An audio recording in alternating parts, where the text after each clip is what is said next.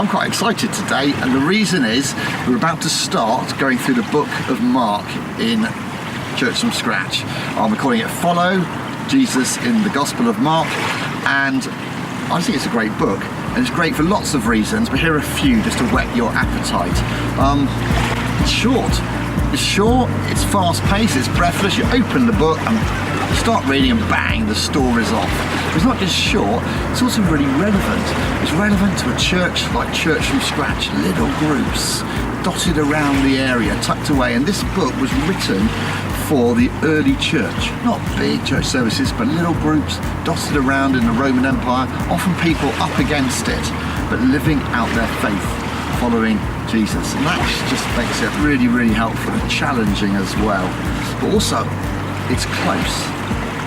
And when I say the book's close, what I mean is it's really near to the action. This was the first book written.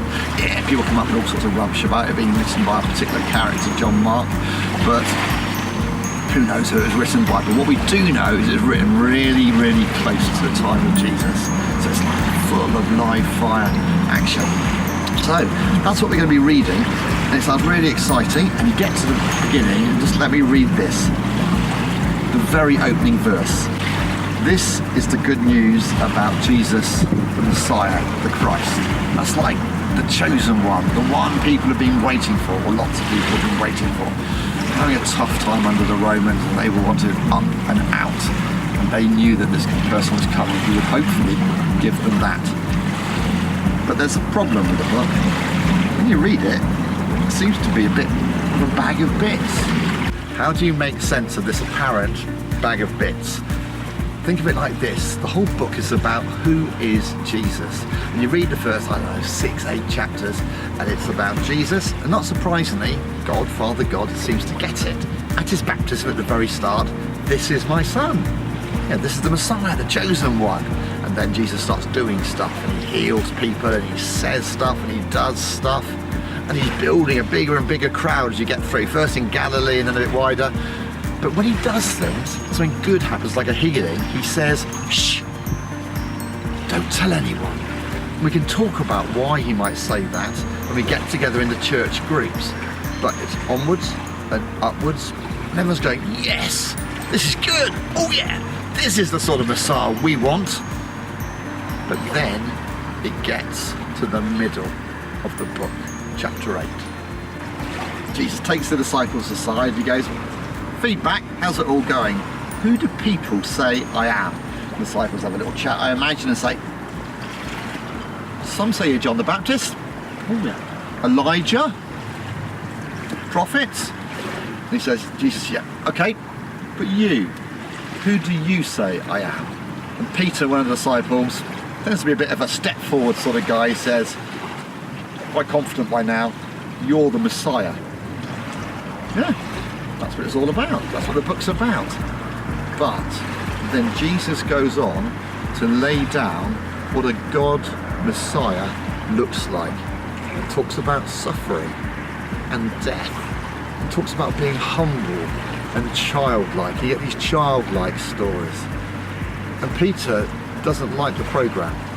He wants to be a follower who doesn't have to do that sort of thing, who has a God who doesn't do that sort of thing.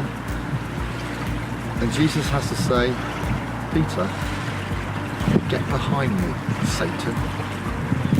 And you read through the middle of Mark, and that's what seems to be happening. And then you read beyond the middle, and Jesus is arriving in Jerusalem.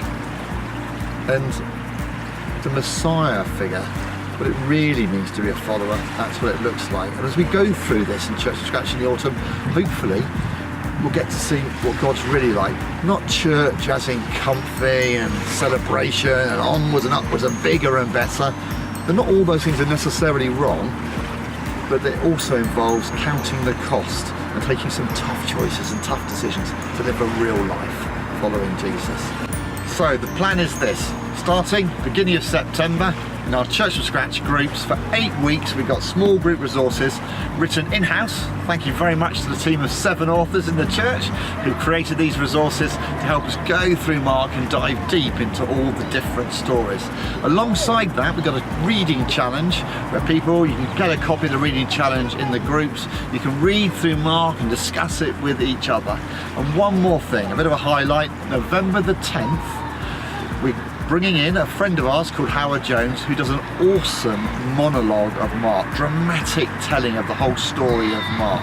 We're using Bellevue Baptist Church premises. We're going to do a big meal beforehand and yet pudding in the interval.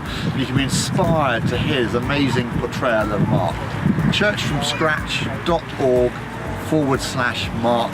Buy your tickets there, come and join in on that evening, come and join in with the groups, get into the reading challenge, but most importantly, follow Jesus in the book of Mark.